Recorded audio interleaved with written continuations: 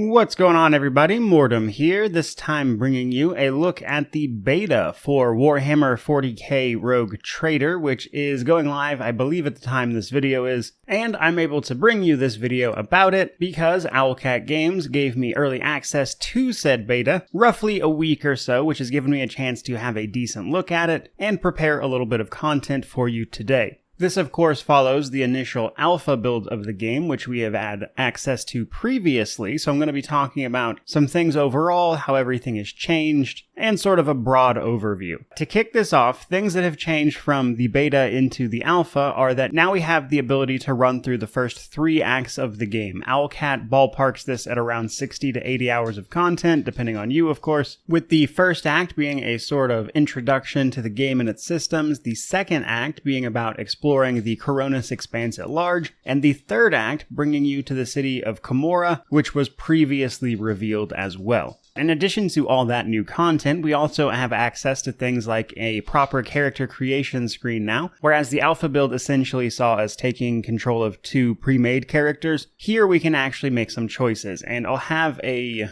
more dedicated video on character creation specifically to follow. Right now, the main thing I wanted to mention here was that we have the option to select a pre-made character if you aren't familiar with all of these systems, and this does confirm that we have access to a Psyker build, if you will, as the main character, which was more or less a given, but it's nice to see that properly confirmed, though it is important to know that character creation is not fully implemented yet. There are parts of it that just aren't quite in the game, so it's definitely still a work in progress, but definitely a very large update from the alpha where there just kind of was barely anything in terms of character creation. Beyond that, however, we see the addition of Ulfar, the Space Wolf, who will more than likely be the last companion you get. And while I don't have any footage personally for you to see just yet, I do have a picture or 2 here and there. I think they did do a good job of capturing the size of what a Space Marine is supposed to look like in comparison to an ordinary person. Ulfar is large and takes up significantly more space than other party members. What I don't have access to is exactly how balanced, say, having a Space Marine in combat with you winds up being, or to the extent of their involvement. And while I can confirm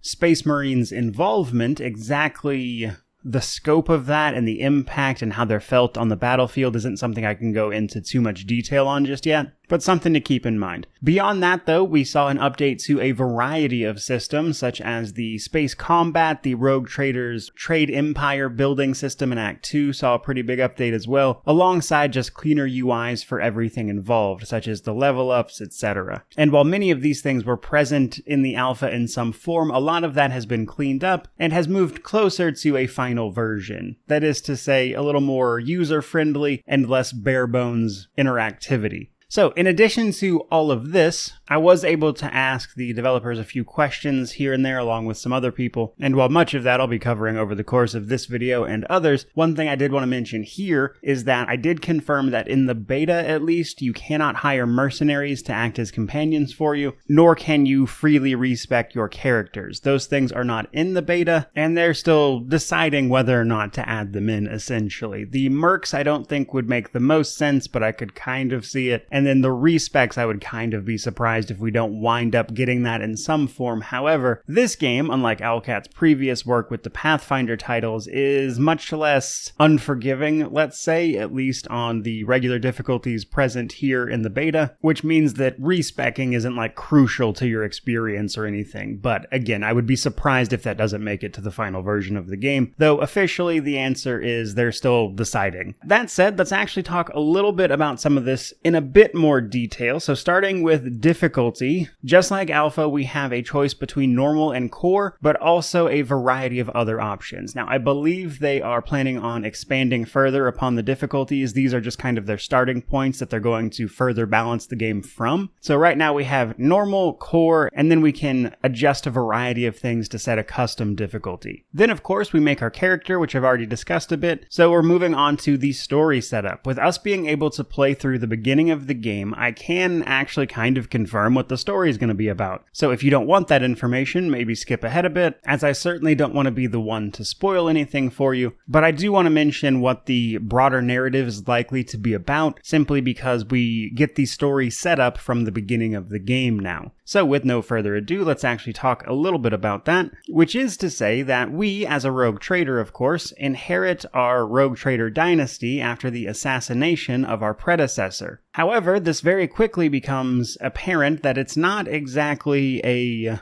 random event. A cult, a chaos cult to be more specific, is worming its way into much of your trade empire on some level or another and causing you no small amount of problems. And while they do more than that, I don't want to talk much more about the specifics of what they're doing, but simply put, much of what we're doing throughout the game is tracking down this cult and what they are getting up to, while also trying to establish ourselves as a new rogue trader. So simply put, our job as a rogue trader comes into contact with a large chaos cultist plot that has broader, more sweeping implications, as is the typical case with Warhammer 40k. But as this is a more traditional cRPG, that inherently comes with some choices, which brings us to the convictions system, which is a bit new in the sense that this is how we are going to make decisions and impact our character's path through this game, either courting heresy or becoming a staunch imperialist. I'm going to talk a little bit more about this in a separate video as well, but simply put, your actions throughout the game will be assigned a convictions modifier. Each of the 3 convictions has 5 ranks associated with it, which will then unlock other choices and allow you to take different paths and actions throughout the game.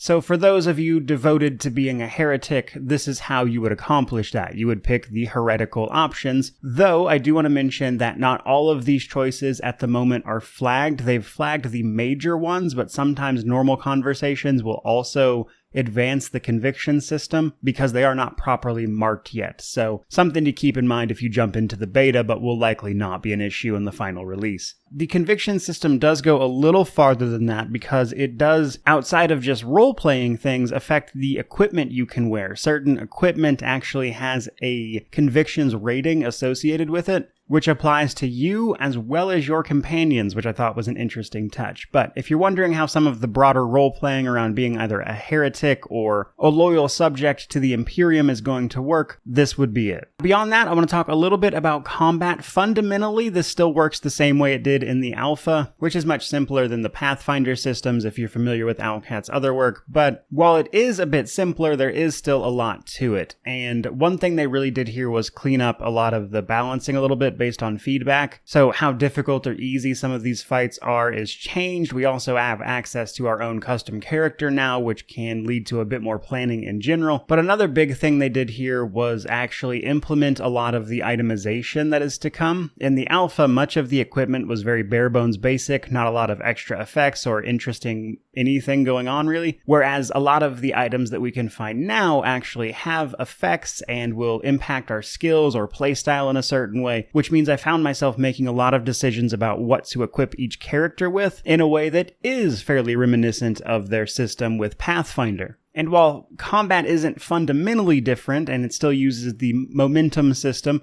it is feeling like it's in a much better place here in the beta. And then the last thing I want to leave you guys with for this video is the variety of updated systems they've worked on. So the UI in general is cleaner just across the board, although still a work in progress in places. They've also revamped a lot of systems that were very bare bones in the alpha. The space combat system saw a bit of an update. We can actually change out parts for our ship and everything now to make our ship stronger. There's a clear bit of progression there, which I'll also have a separate video detailing about. But that system is already feeling much better. And in the alpha, they had mentioned that was one of the most incomplete systems they had, so that wasn't really a big surprise. But the expected large jump in the quality of that system is here, and it is looking a lot better. But we also saw the fleshing out of other systems, such as managing our own trade empire, Once you get to Act 2, as a rogue trader whose job it is to expand your trade empire, we can do just that. We can colonize some of the worlds we find, which will allow you to set up and purchase various upgrades for that world, which can contribute to your profit factor, which effectively acts as your currency and ability to purchase items, as a rogue trader, being someone of immense wealth, doesn't deal in literal cash, but rather our profit factor. And as a sort of tie-in, the reputation system associated with various vendors we can purchase supplies from has also been made a lot cleaner. This was also present in the alpha, but was very confusing. Basically, as a rogue trader, we're going to be picking up tons of loot. Most of it is useless for us because it's kind of just everyday material. This can be sent to the cargo hold of your ship, and we can sell full cargo bays to various factions, which will increase our reputation by a set amount of points depending on what that cargo is. This will increase our reputation with that faction, at which point they will sell us better and better gear, provided of course we have the profit factor to buy it. So a lot of the simple acts of just running your trade empire are much more coherent now, feel like actual gameplay systems, and are kind of ready to be engaged with, so to speak. But I think that's a good place to wrap up this video, as that covers a lot of what has changed and what to expect specifically from the beta, and I'll have some other videos breaking down other systems more in depth, so definitely subscribe and stick around if you want to see those. But either way, with the launch of the beta, our adventures into the Coronis Expanse are that much closer to being fully realized, and if I had to give it a guess, I would say probably early 2024. As far as an actual release date goes, but no specific information on that front yet. Again, that's going to do it for this video. I hope you guys enjoyed this first look at the beta. If you did, like, comment, subscribe, all that YouTube jazz. But regardless of any of that, truly, just thank you so much for watching. I really do appreciate it. May you wander in wisdom and have an amazing day.